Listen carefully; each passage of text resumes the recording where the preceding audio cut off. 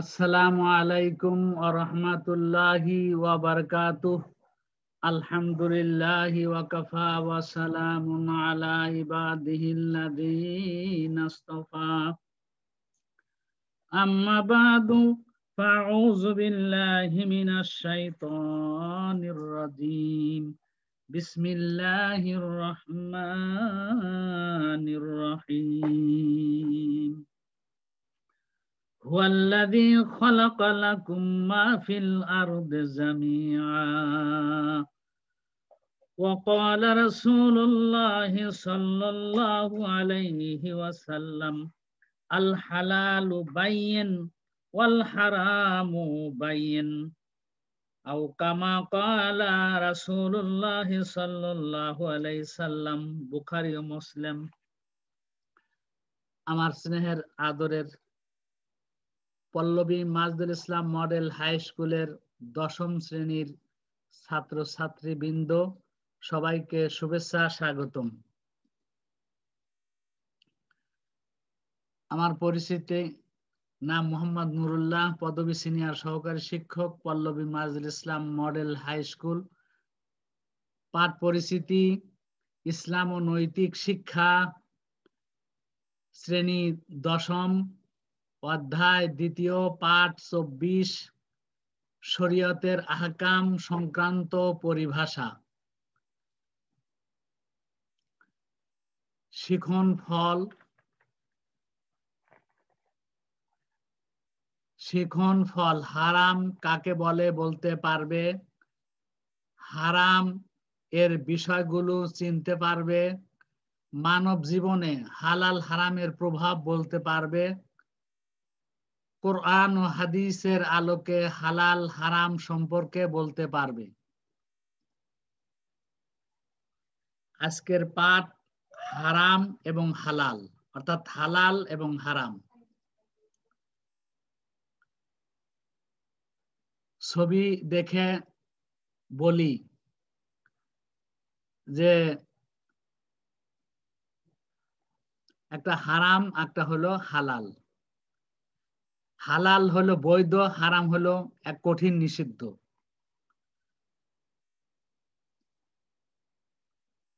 ছবি দেখে বলি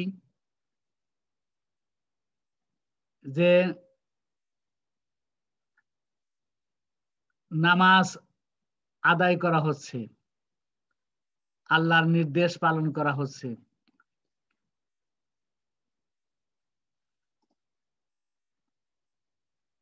যেমন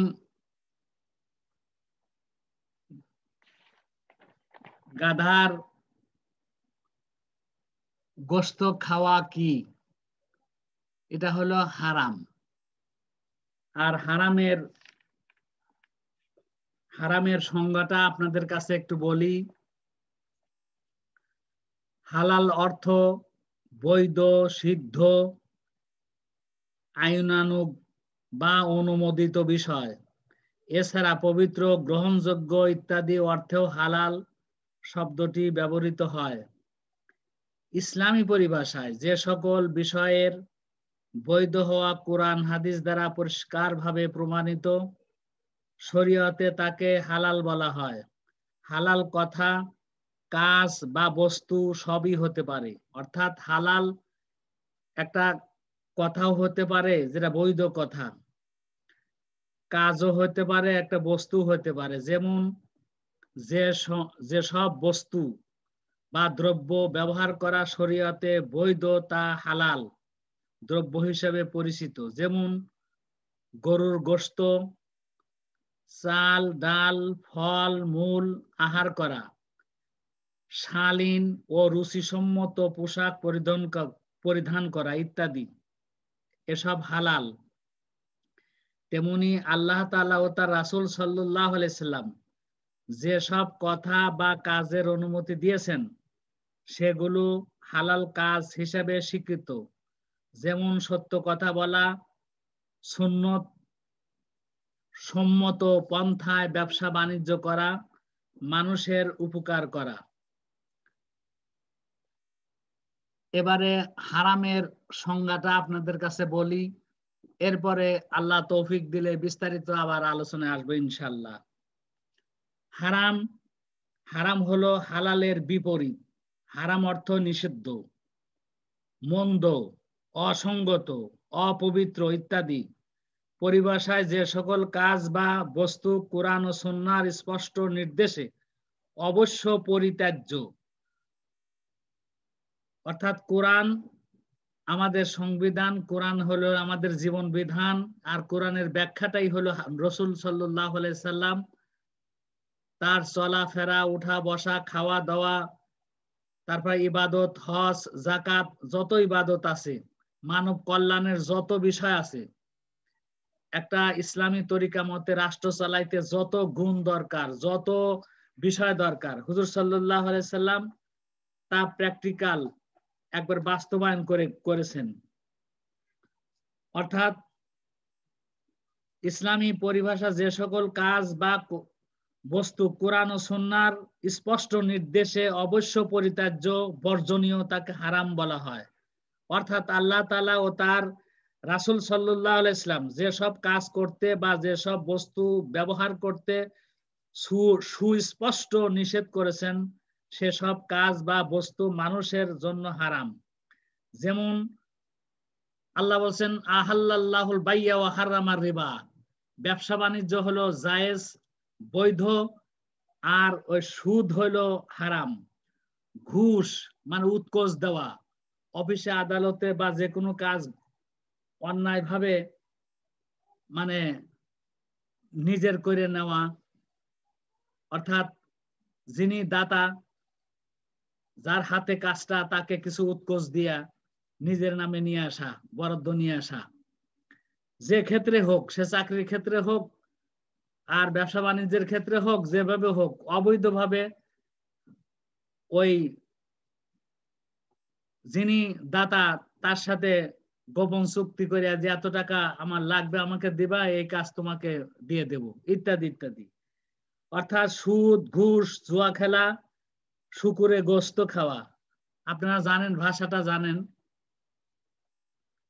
এই যে অর্থাৎ গাধার গোস্ত খাওয়া হারাম, কুকুরের গোস্ত খাওয়া হারাম, তারপরে বিড়ালের গোস্ত খাওয়া হারাম, ওই ইঁদুর, বাদর, সাপ, বিচ্ছু হারাম। কিন্তু একদল দুনিয়ার অমুসলিম যেমন চাইনিজরা এসব খায়, ওরা বাঘও খায়, সিংহ খায়, এই যেমন বাঘ, এটা হারাম, সিংহ এটা হারাম, চুরি ডাকাতি করা কি এটাও হারাম, ছিনতাই করা একদম একবার হারাম, ছিনতাইয়ের অপর নামই তো ডাকাতি আর কি, চুরি ডাকাতি ছিনতাই এসব কিছুই হারাম। আমানতের খেয়ানত করাও হারাম, চুরি ডাকাতি হারাম, এই মোবাইল পকেটে রাখবেন, নিয়ে যায়। এই যে কিছু কুমিরের ছবি দেখতেছে, এগুলো খাওয়া মুসলমানদের জন্য হারাম। আর শুকুর মানে শুকুর শুদ্ধ ভাষা গ্রাম অঞ্চলে কয় শুয়ার, একই জিনিস, এগুলো হারাম। আর হারামে কোনো বরকত নাই, হারাম জিনিস যদি মানুষ খায় তাদের রোগ শোক বেশি হয়ে যাবে। হারাম অর্থ নিষিদ্ধ, মন্দ, অসঙ্গত, অপবিত্র ইত্যাদি। ইসলামী পরিভাষায় যে সকল কাজ বা বস্তু কোরআন ও সুন্নাহর, এই সুন্নাহর আরেক নাম হলো হাদিস, স্পষ্ট নির্দেশে অবশ্য পরিত্যাজ্য, বর্জনীয়, তাকে হারাম বলা হয়। কোরআন ও হাদিসের আলোকে যে সমস্ত জিনিস বর্জনীয় সেইগুলোই হলো হারাম। সে খাওয়ার জিনিস হতে পারে, ব্যবহার জিনিস হতে পারে, ইত্যাদি ইত্যাদি। আজকের পাঠে একটা অংশ বৃক্ষরোপণ আছে, একটা অংশ বৃক্ষরোপণ থেকেও দেওয়া হয়েছে, বৃক্ষরোপণ সম্পর্কিত হাদিস থেকে আনা হয়েছে। মুসলিমিন শব্দ হলো মুসলমান, ইয়াগরিসু হলো রোপণ করে, গারসান হলো বৃক্ষ মানে গাছ, এজরাউ আবাদ করে, চাষ করে, জারআন মানে ফসল, ইয়াকুলু ভক্ষণ করে, খায়, মিনহু তা থেকে, তয়রুন মানে পাখি, ইনসানুন মানুষ, বাহিমাতুন চতুষ্পদ জন্তু, ইল্লা সারা ব্যতীত, সাদাকাতুন মানে সদকা দান।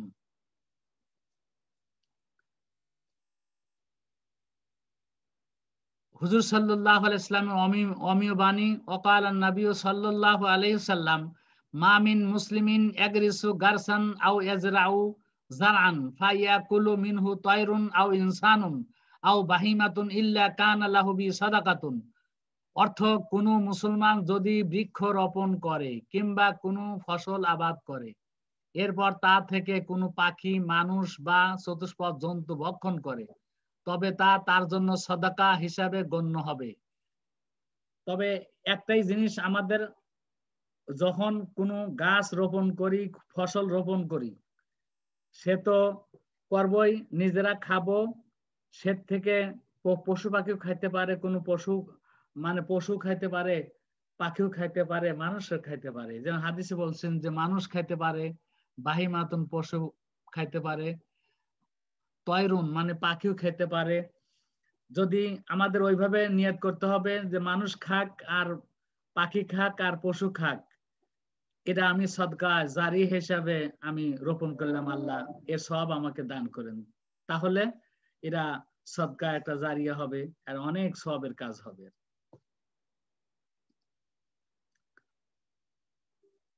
নমুনা সৃজনশীল প্রশ্ন। মজুদদার জামাল সাহেব 500 মণ আলু মজুদ করে রাখেন এবং খুবই সীমিত লাভে বিক্রি করেন, কিন্তু তিনি তার ডেঙ্গু আক্রান্ত প্রতিবেশীকে চিকিৎসার জন্য কোনো টাকা পয়সা ধার দেননি। অপরদিকে তার স্ত্রী জামিলা 15টি পেয়ারা গাছ রোপণ করেন। 1 সপ্তাহ পরে এক প্রতিবেশীর ছাগল গাছগুলো খেয়ে ফেলল। যদিও এতে তিনি খুবই উদ্বিগ্ন হয়ে পড়েন, কিন্তু প্রতিবেশীকে কোনো খারাপ কথা বলেন নাই। পরে তিনি নতুন করে আবার 10টি চারা গাছ রোপণ করেন। ফরজে আইন কি? উত্তর ক, ফরজে আইন হলো যেসব ফরজ বিধান সবার উপর পালন করা অত্যাবশ্যক, সেগুলোই ফরজে আইন। যেমন অর্থাৎ যে ফরজ কাজ ব্যক্তিগতভাবে সকল মুসলমানকে আদায় করতে হয় তাই ফরজ আইন। যেমন দৈনিক 5 ওয়াক্ত সালাত আদায় করা, অর্থাৎ বালেগ, আকেল বালেগ হইলে, অর্থাৎ বালেগ মানে ওই ইয়ার সে সবকিছু বোঝে, বয়স হয়েছে, তার উপর রোজা ফরজ। আকেল মানে যার বুদ্ধিমান, যে বুদ্ধিমান, পাগলের উপরে রোজা ফরজ না। এসব কাজ প্রত্যেক ব্যক্তিকেই নিজে আদায় করতে হয়। আর ফরজে কিফায়া একটা জিনিস আছে, যে মুষ্টিময় মুসলমানরা ওই কাজটা করলেই ফরজে কিফায়াটা আদায় হয়ে যায়। যেমন কি, সেটা হলো নামাজে জানাজা, এরা ফরজে কিফায়া। আর মহল্লার মধ্যে আরবি মাসের হিসাব যদি একজনও রাখে, তাও সকলের উপর থেকে ফরজে কিফায়াটা আদায় হয়ে যাবে। মানে যে আজকে রবিউ সানি, যেমন গত জুমায়, এই গত জুমা গেল রবিউল আউয়াল পর রবিউ সানি 11 তারিখ। আমরা ওই দিন আমাদের বাংলাদেশের, পৃথিবীর একবার সারা দুনিয়ায় যেখানে মুসলমানরা আছে, বড় পীর আব্দুল কাদের জিলানী রহমতুল্লাহ আলাইহের এই ইন্তেকাল বার্ষিকী, অর্থাৎ ফাতেহাই ইয়াজদহম পালন করা হলো, মানে 11ই শরীফ পালন করা হলো। অর্থাৎ মহল্লার যে কোনো ব্যক্তি যদি আরবি মাসের তারিখটা দৈনিক মানে মনে রাখে, তাহলে মহল্লার সকলের পক্ষ থেকেই আদায় হয়ে যাবে। যেমন শুক্রবার গেছে 11 তারিখ, শনিবার হলো 12 তারিখ, আজ হলো রবিউ সানির, আজ হলো 13 তারিখ। এভাবে আমাদেরকে মনে রাখতে হবে। এটা নবীর একটা সুন্নত তো বটে, এটা ফরজে কিফায়া। ইসলামে হালাল এবং হারাম পরিষ্কারভাবে বর্ণিত হয়েছে, ব্যাখ্যা করো।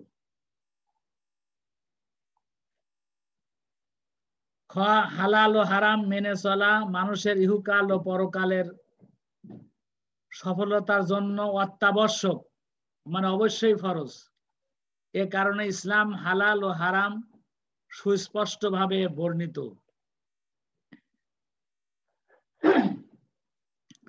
পৃথিবীতে হালাল জিনিস বা বস্তু অগণিত, এর কোনো সীমা পরিসীমা নেই, আর হারাম বস্তুর সংখ্যা সীমিত।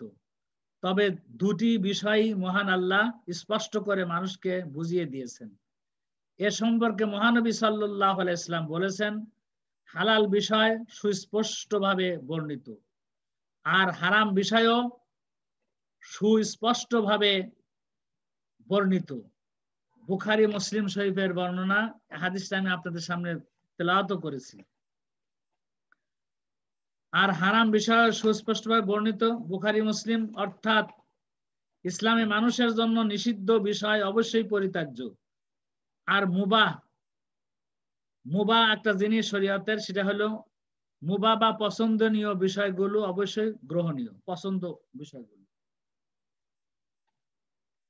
মানব জীবনে হালালের প্রভাব।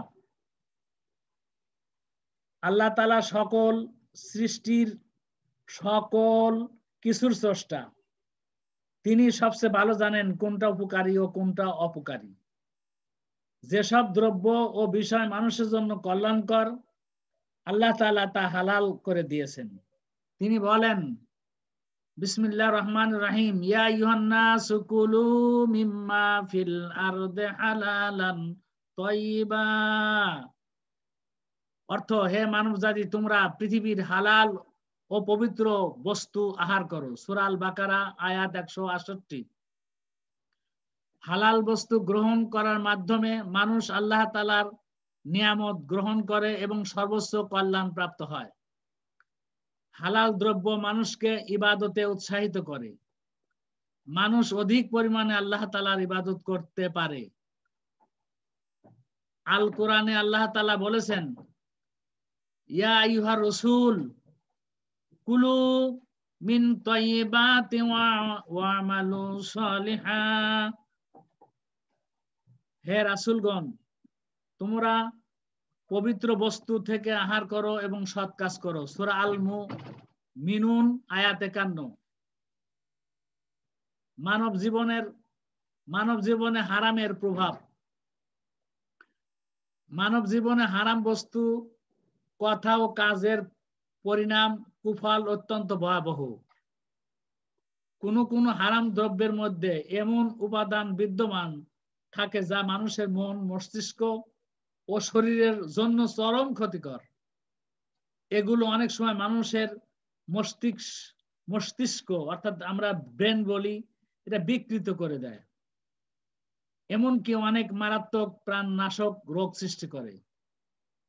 তার মধ্যে যেমন মদ আছে, গাঁজা আছে, হিরোইন আছে, ইয়াবা আছে, এই জাতীয় অনেক ওই ড্রাগ, কেমিক্যাল ওষুধ আছে, যা খাইলে মানুষ অমানুষ হয়ে যায়, তার হিতাহিত জ্ঞান থাকে না, কার সাথে কি আচরণ করবে সে বুঝতে পারে না, সে অজ্ঞান হয়ে যায়। তাছাড়া আধুনিক বিজ্ঞানের গবেষণায় প্রমাণিত হয়েছে যে হিংস্র প্রাণীর দেহে এমন সব জীবাণু আছে যা মানুষের দেহের জন্য খুবই ক্ষতিকর। সেগুলা যে কুকুর আছে, বিড়াল আছে, এগুলো খুব ক্ষতিকর।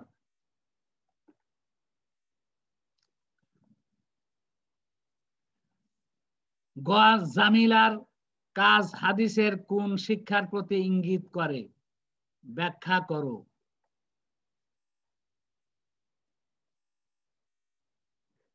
উত্তর, জামিলার কাজ পাঠ্য বইয়ের বৃক্ষরোপণ সম্পর্কিত হাদিসের শিক্ষার প্রতি ইঙ্গিত করে।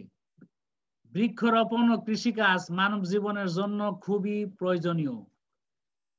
বৃক্ষ আমাদের নানাভাবে উপকার করে। আলেস্য হাদিসে মহানবী সাল্লাল্লাহু আলাইহি সাল্লাম আমাদেরকে বৃক্ষরোপণ ও বৃক্ষের নিয়ামত ও উপকারিতা লাভের প্রতি উৎসাহ প্রদান করেছেন। জামিলার কাজটি এ হাদিসের একটি গুরুত্বপূর্ণ শিক্ষাকে ধারণ করেছে।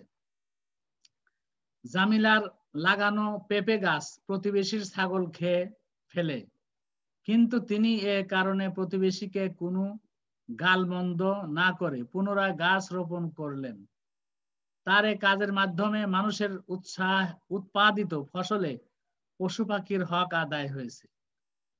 কারণ আলোচ্য হাদিসের মাধ্যমে আমরা জানতে পারি মানুষের উৎপাদিত ফল ও ফসলে পশু পাখি ও অন্য মানুষেরও হক রয়েছে।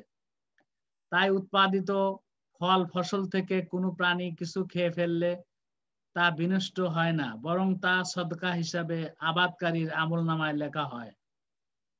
সুতরাং দেখা যায় জামিলার কাজটি বৃক্ষরোপণ সম্পর্কিত হাদিসের পশু পাখির হক সংক্রান্ত শিক্ষাকে নির্দেশ করে।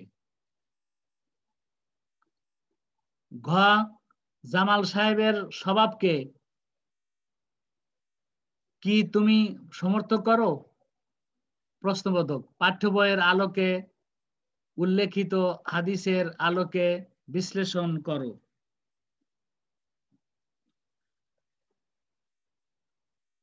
ঘ মুমিনের বৈশিষ্ট্য, অর্থাৎ মুমিন মুসলমানের বৈশিষ্ট্য। সত্যিকারের মুমিন মুসলমানের বৈশিষ্ট্য না থাকায় জামাল সাহেবের স্বভাবকে আমি সমর্থন করি না। মুসলমানগণ পরস্পর ভাই ভাই। আল মুসলিম ও আখুল মুসলিম, আল্লাহ নিজে বলেছেন যে মুসলমান আর এক মুসলমানের ভাই, ভাই ভাই সম্পর্ক। এজন্য এক মুসলমানের উচিত অন্য মুসলমানের প্রয়োজন পূরণে সচেষ্ট হওয়া, তার বিপদে সাহায্যের হাত বাড়িয়ে দেওয়া।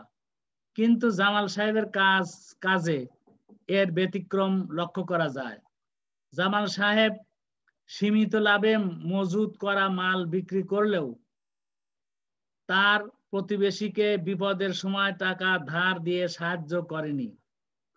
অথচ পাঠ্য বইয়ের 7 নম্বর হাদিস থেকে আমরা জানতে পারি মুসলমানরা পৃথিবীর যে কোনো স্থানে থাকুক না কেন তারা সবাই ভ্রাতৃত্ব বন্ধনে আবদ্ধ। এতে দেশ, কাল, জাতি, বর্ণের কোনো ভেদাভেদ নেই। আর এই ভ্রাতৃত্ব বন্ধনের জন্যই এক মুসলমানকে অন্য মুসলমানের প্রতি বেশ কিছু দায়িত্ব কর্তব্য পালন করতে হয়। যেমন কোনো ভাইয়ের প্রতি কোনো অন্যায় অত্যাচার করা যাবে না, বরং সর্বাবস্থায় তার সাহায্যে এগিয়ে আসতে হবে। তার জান, মাল, ইজ্জত, সম্মান রক্ষা করতে হবে। ছোট বড় যে কোনো প্রয়োজনে অপর মুসলমান ভাইকে সাধ্যমতো সাহায্য করতে হবে। সামর্থ্য থাকলে ধন সম্পদ ব্যয় করে তার সাহায্যে এগিয়ে আসতে হবে। অন্যথায় বুদ্ধি, পরামর্শ ও সৎ উপদেশের মাধ্যমে সাহায্য করতে হবে। এমনকি প্রয়োজনে দৈহিক পরিশ্রমের মাধ্যমেও তাকে সাহায্য করতে হবে।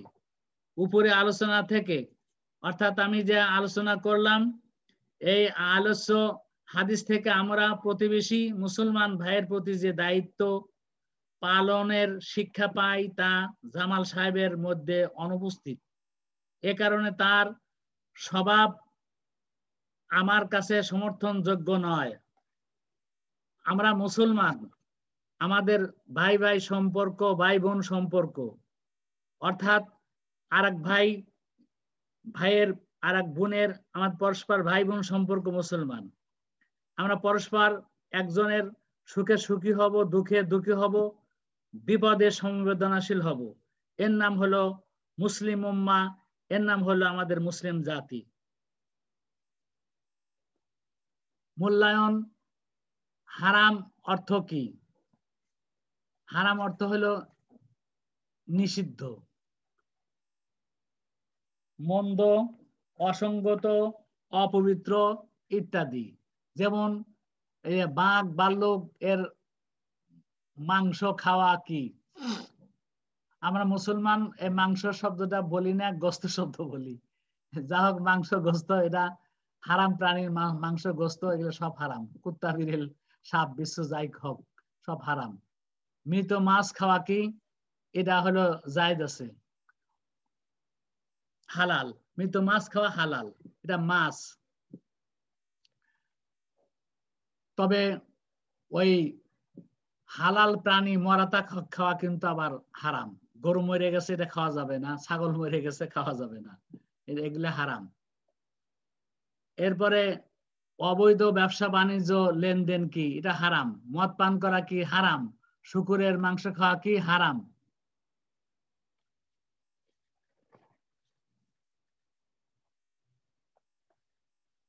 হারাম খাদ্যদ্রব্য অর্থাৎ আল্লাহ রসুল যা বলছে হারাম করছে, এর মধ্যে কোনো বরকত নাই, কোনো কল্যাণ নিহত নাই। এ সম্পর্কে আমি দুইটা কথা বলছি। হারাম খাদ্যদ্রব্য মানুষের অন্তরে বিরূপ প্রভাব বিস্তার করে। মানুষ অন্যায়, অশ্লীলতা ও অসৎ চরিত্রের প্রতি আকৃষ্ট হয়। মানব চরিত্রের সৎ গুণাবলী নষ্ট হয়ে যায়। মানুষ ইবাদতে আগ্রহ হারিয়ে ফেলে। তার ইবাদত দোয়া কবুল হয় না।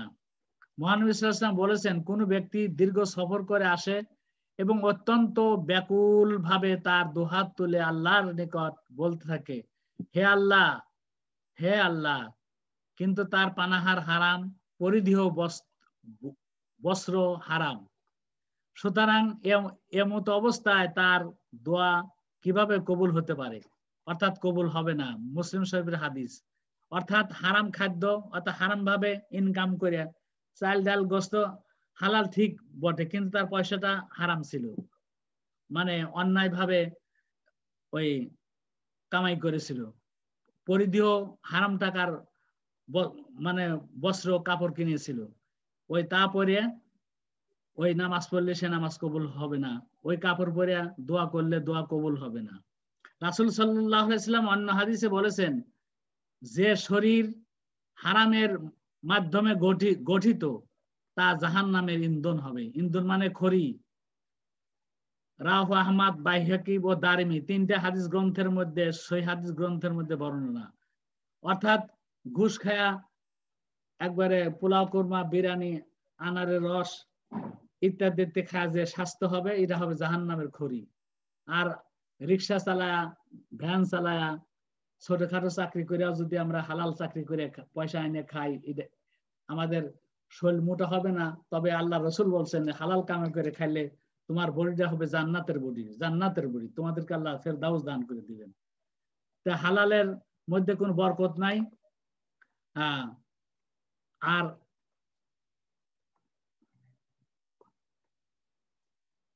অর্থাৎ প্রকৃতপক্ষে হারাম মানুষকে অকল্যাণ, ধ্বংসের দিকে নিয়ে যায়। সুতরাং আমরা সদা সর্বদা হারামের ব্যাপারে সতর্ক থাকব।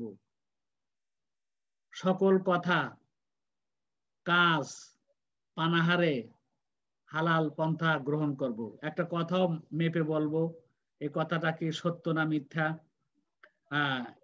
সত্য বলা তো হালাল, মিথ্যা বলা তো হারাম। খুব খেয়াল করে আমরা মিথ্যা সাক্ষ্য দেব না, প্রত্যেকটা হালাল কাজ করব, আর হারাম থেকে আমরা বাঁচবো। আর একটু আগেও আপনাদের শোনাইছি যে হারাম যত খাদ্য আল্লাহ ঘোষণা করছে তার মধ্যে বরকত নাই, রহমত নাই। ওই কুকুর বিড়ালের গোস্ত খাইলে তাদের চারিত্রিক হয়ে যায়, তার রোগ শোকে তারা জড়িয়ে পড়ে। যেমন মদ কিছুদিন খাওয়ার পরে দেখা যাবে লোকটার বিভিন্ন ধরনের, তার কিডনি নষ্ট হয়ে যায়, ওই লাংস নষ্ট হয়ে যায়, ইত্যাদি ইত্যাদি। আমাদের মুরব্বীদের কাছে আমরা শুনেছি, আপনারা শুনেছেন, আমার ছাত্রছাত্রীবৃন্দ, আমার ছেলেমেয়েরা, আপনারা শুনেছেন যে হারামে আরাম নাই, হারামে আরাম নাই, সেই জন্য হালালে যাবতীয় আরাম আছে। আমরা হালাল হারাম বেশি চলবো, ইনশাল্লাহ আমরা জান্নাতি হব। আপনারা দোয়া করেন, আমি দোয়া করি আল্লাহ যেন আমাদের হালাল মানব জীবনে হালাল ও হারাম মেনে চলতে পারি। আর আপনাদের বাড়ির কাজ দিচ্ছি, মানব জীবনে হালাল ও হারামের বর্ণনা লিখে আনবে বিস্তারিত। বইতে যা আছেন আরো আরো বই পড়বেন, বই পড়ে তার সারমর্ম, সারগর্ভ কথাটা সুন্দর করে, হালালের চাট, হারামের চাট আপনারা লিখে নিয়ে আসবেন ইনশাল্লাহ, যার যার মতো করে। সবাইকে শুভেচ্ছা স্বাগতম জানিয়ে আল্লাহ হাফেজ। আসসালামু আলাইকুম ওয়া রাহমাতুল্লাহি ওয়া বারাকাতুহু।